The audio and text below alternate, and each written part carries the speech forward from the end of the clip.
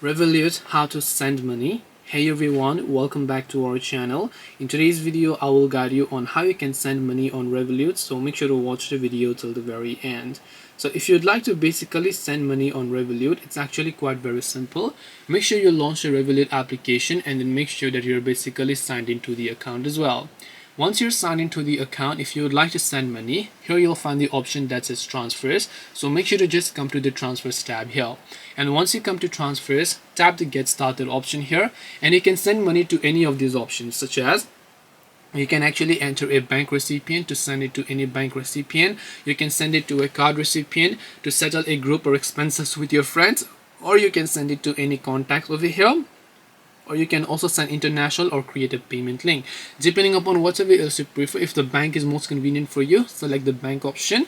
Make sure to enter your country or residence details over here. Make sure to enter the routing number, the first last name, the email. Tap on add recipient and then you can send it to them as well. If you want to send it to a certain card, you can directly select the card option and send it to them if you prefer to.